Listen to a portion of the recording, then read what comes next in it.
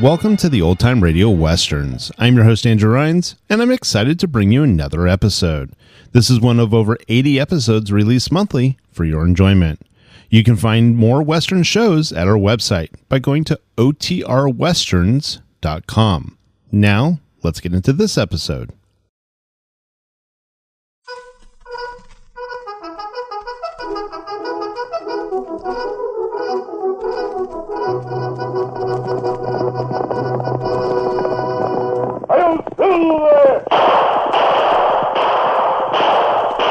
A fiery horse with the speed of light, a cloud of dust, and a hearty hi-yo silver, the Lone Ranger.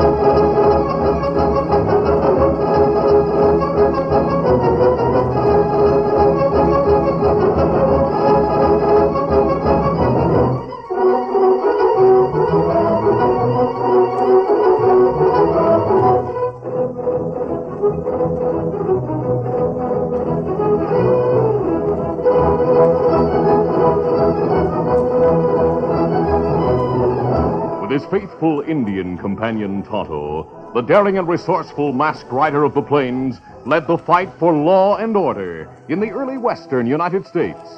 Nowhere in the pages of history can one find a greater champion of justice. Return with us now to those thrilling days of yesteryear. From out of the past come the thundering hoofbeats of the great horse Silver. The Lone Ranger rides again. On Silver! Let's go, big fella! I'll Silver! Away!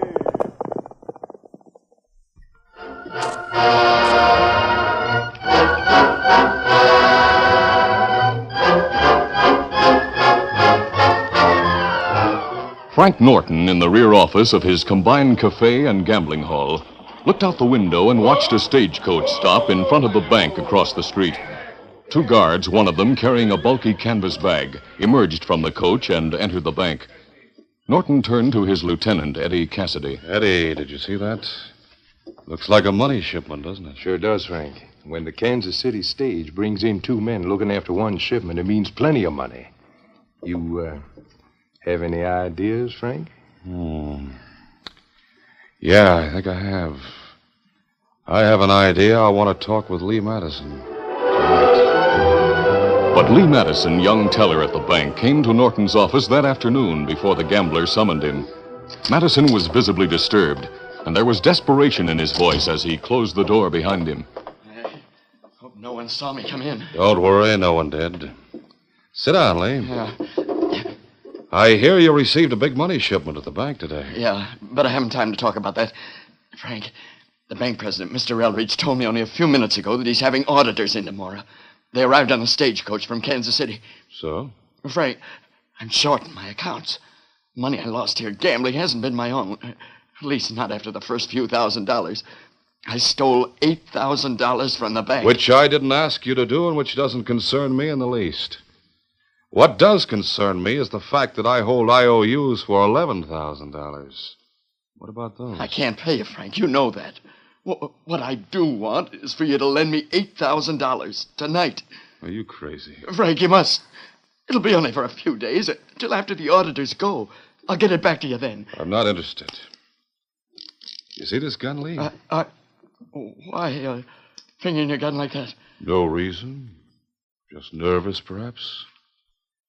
Lee, all this trouble you're in is of your own making. You know, whatever happens to you, you're the one who caused it to happen. I don't know. Maybe you're right, but Frank, I don't want to go to jail. You're not going to jail. Oh, you mean you're going to lend me the money? No, killing you will be better. Huh? That way you don't have to go to jail. That way you can't implicate me in your crimes. True, I'll lose the money you owe me, but alive, Lee, you're more trouble than you're worth. Oh, Frank, don't kill me, please. Of course you don't have to die. No more than you have to go to jail. Oh, what do you mean? You received a big money shipment at the bank this morning. How much was in it? Speak up, how much? I'm not sure. About $25,000. Why? That's a nice sum, Lee. A perfect sum. If you were to make it possible for me to steal that money, I'd cancel that $11,000 you owe me. Oh, but the auditors would still find a shortage. Not if the bank's cash reserves as well as the $25,000 were taken. You have other money in the bank safe, haven't you? Yeah. So if there's a robbery, you're in the clear. No one will ever know of the shortage. That's right. And what's more, Lee, I'll cut you in for a share of the loot. You would? Oh, but Frank, do you want me to steal the money? No, not you. That might be too obvious. I'll have some friends of mine do that. And while they're robbing the bank, you'll be able to set up an alibi for yourself and be in the clear. There's not a chance of your being involved if we do this thing right.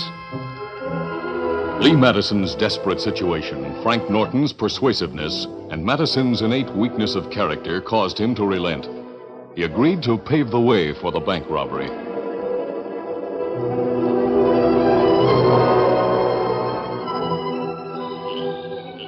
Later that night, the young bank clerk met the men whom Norton had selected to do the job.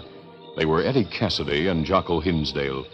They met secretly on the outskirts of town, and Eddie Cassidy led the conversation. Now, kid, we talked with Frank after you left his office tonight. He said you'd give us the entire bank setup so we could do this job easy. That's right. I'll tell you how to get in. I'll give you the safe combination. And when we get away, we'll go right out the mountain trail to the cabin near Wild Creek. You know where that is, don't you? Yeah. Frank took me there one time hunting. Well, then it's easy. We give you your share of the loot out there like Frank said. That's important to me. You have an alibi set up yet? Yeah. Sheriff Gibson's daughter's holding a party at their house tonight. I'm invited, and I'll be there. Gibson will be there himself. So what better alibi can I have than one given by the sheriff? Good boy. That's being real smart. Well, let's have the information, kid, and give it to us straight and easy.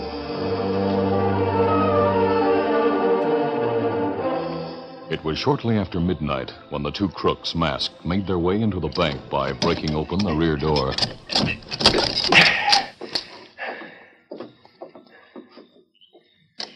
Safe's over there in the corner, Jocko, behind that counter next to the office. Come on.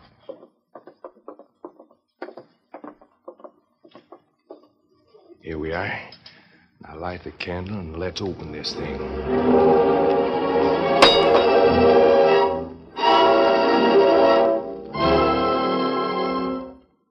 Lee Madison went to the party given at Sheriff Gibson's home and remained there until after midnight.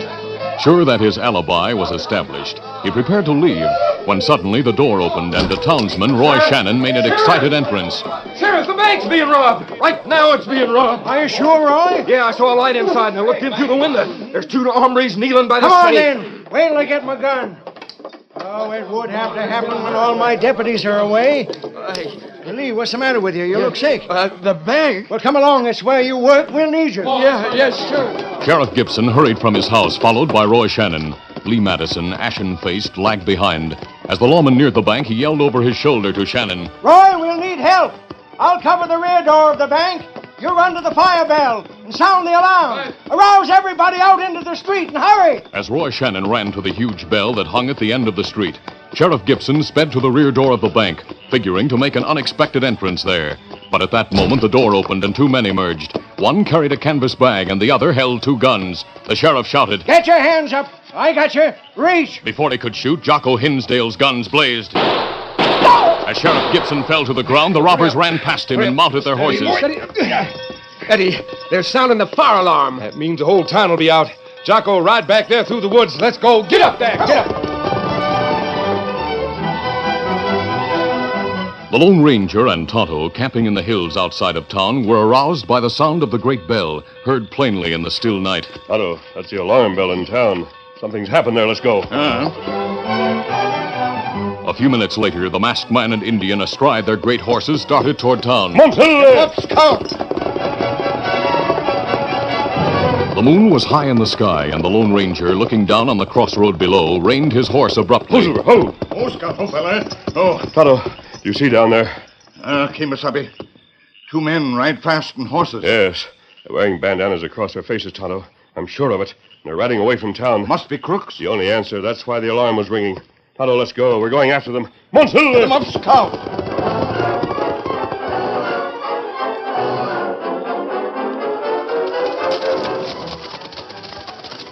Here's the road, Tonto. Easy, Silver, easy, boy. Easy, fella. We lost time coming down through the underbrush, but we'll make it up. Moon plenty bright. We see fresh hoof prints and dirt. Come on, Silver. Come, Scout.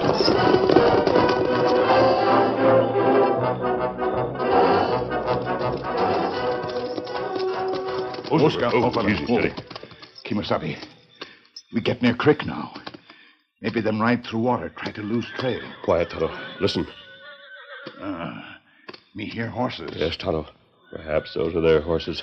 We'll just mount here and make our way quietly to where that sound came from. Easy, steady, big fella. Scout, easy, fella.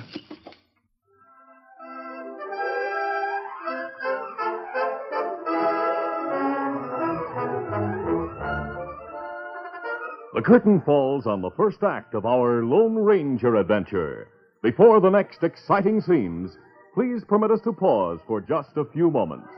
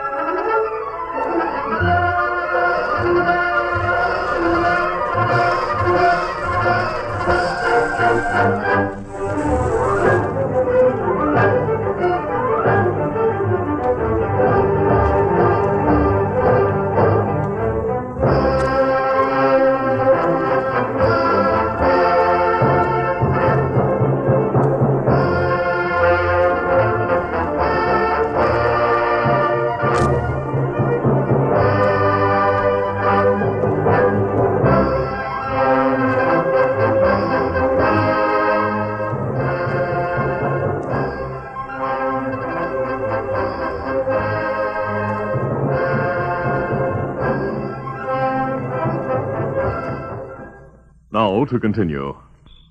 The Lone Ranger and Tonto dismounted, led their horses into the deep brush, tied them to a sapling, then made their way through the thick underbrush, heading toward Wild Creek. They saw a clearing ahead and were about to circle around it when they saw the outlines of a shack in the moon-bathed night. A cabin, Tonto. See? Horses tied to tree near creek. I think those are the men we've been trailing. Tonto, we'll crawl through the grass and approach the cabin from the rear.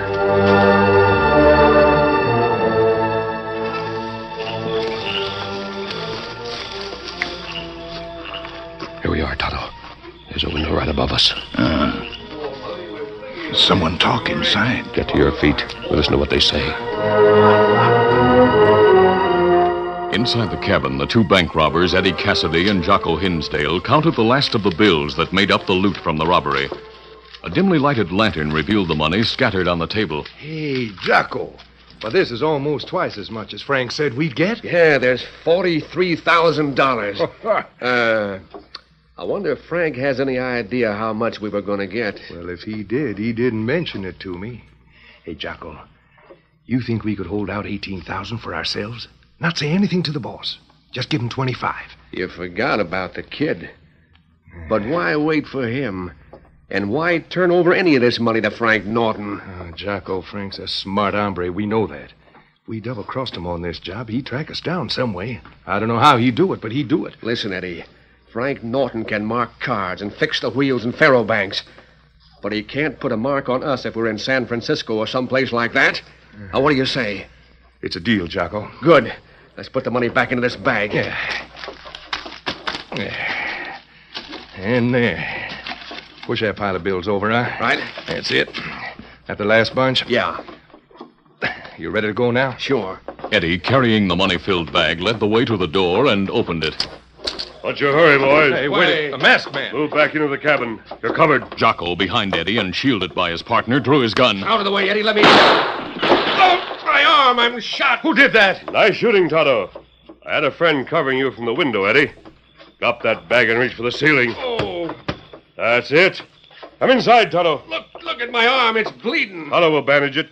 You're not going to die. You and your pal were listening outside. Yes, watching, too. You were so busy with your loot you didn't see us, did you? No. That's why we were able to cover you from both sides. Kimosabe, me fix wounded man. Yes, Tonto. When you've done that, tie his wrists and ankles. I'll do the same to this fellow. Hey, what's the idea? You're going to leave us here and take the money? No, we'll stay and wait for your other pal, the bank clerk. The one you call the Kid. The Lone Ranger and Tonto bound the two crooks after Jocko's wound had been bandaged. Then the masked man sternly gave instructions to the two crooks.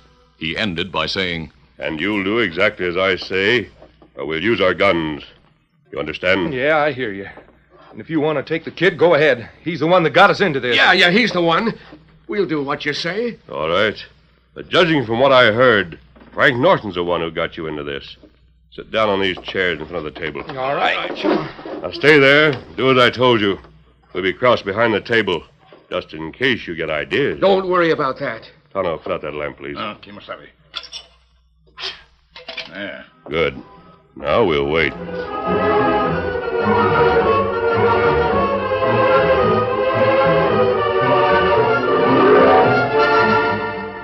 A short time later, they heard a horse stop outside.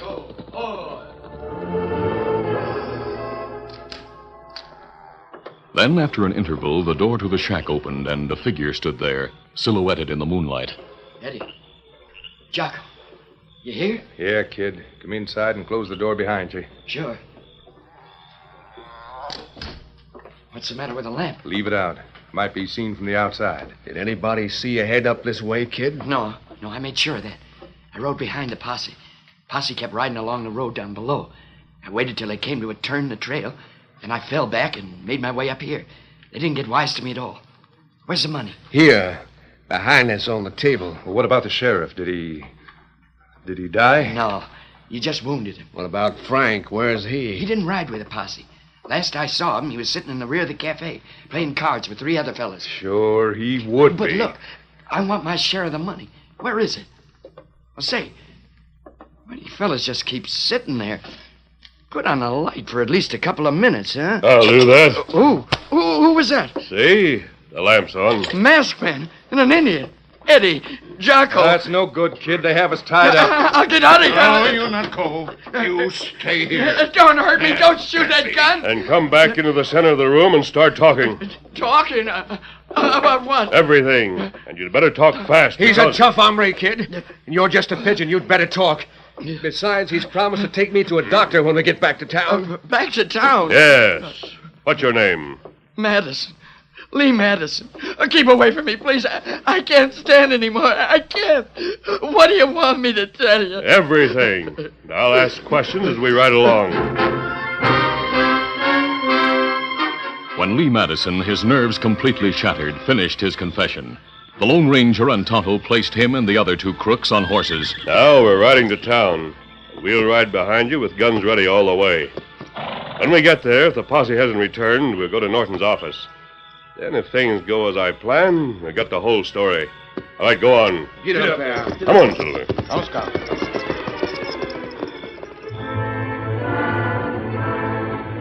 A short time later, in his cafe, Frank Norton spread 5 cards in front of the pile of blue chips stacked in front of him. He looked mockingly at the 3 other players, the only men in the otherwise deserted building. Aces and trays, men. I can't seem to lose a hand tonight. The cards are running for you. What's the matter? What are you fellows looking at? Look behind you, Frank. It's a masked man with a gun. He came from your office. What? Sit down, Norton. If you don't, I'll shoot you down. I'm sitting. What is this, a hold-up? The card game you're playing? Sure, it's a hold-up. It always has been. What? You've been cheating these men just as you've cheated everyone who ever gambled in your place. The wheels are fixed. The cards are marked. That's a lie. I'm just lucky. Your luck's run out, Norton. You men who've been playing here, spread out the card you've been using face downward on the table. Sure, I'll do that. Let me prove something to you men. Those cards are readers. They're marked on the back in a way that you can't notice. That's a lie. Don't believe it. Sit down. I've studied the ways of crooks. I'll tell you what those cards are. Check me and see if I'm right. Starting at the left is the 10 of diamonds, then the ace of clubs, the 9 of hearts, the 6 of diamonds. The masked man's calling him right. Norton, you dirty, scurvy thief. Let's lynch him. Wait, men, wait. I believe you're honest men. Lee Madison said you were when he saw you out here. Lee Madison? Where's he? In your office, Norton, with your 2 bank robbers, Baldy and Jocko. They're ready to tell their part in your conspiracy. Men, Norton is the one behind that bank robbery tonight. That's it. The robbers are inside, including the one who shot Sheriff Gibson. The Lone Ranger had difficulty restraining the angry men as he told the story of Lee Madison and his part in the bank robbery. He ended, And the only thing to do is let the law decide the punishment of this man and his partners. We'll hold them all, stranger, and we'll find a way to get back the money he took from us over the years by cheating. So will Lee Madison, I think.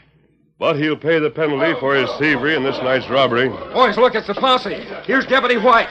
Come on in. We have the men who robbed the bank and all the money they stole. We have proof about Norton.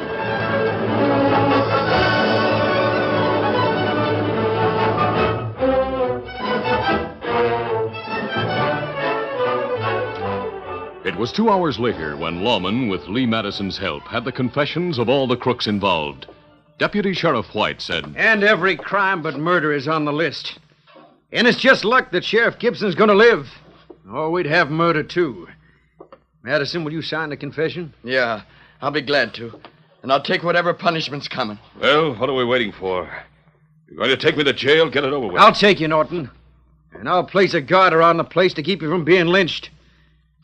But the honor of arresting you should go to the... Say, where is the masked man? He and the Indian just left. Slipped out without even saying a thing. The masked man did enough to clean up this town. And I happen to realize who he is. That's why we should all say thanks to the Lone Ranger.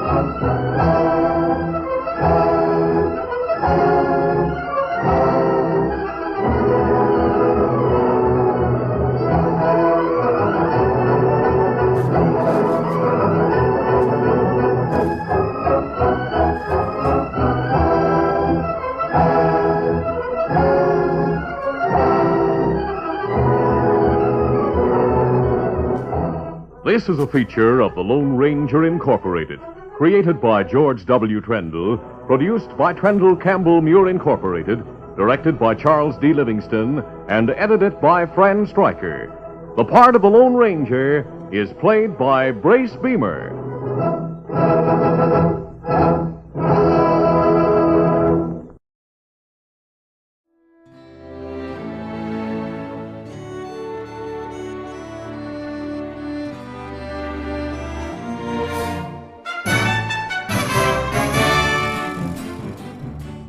This has been a presentation of OTRWesterns.com, and we hope you enjoyed.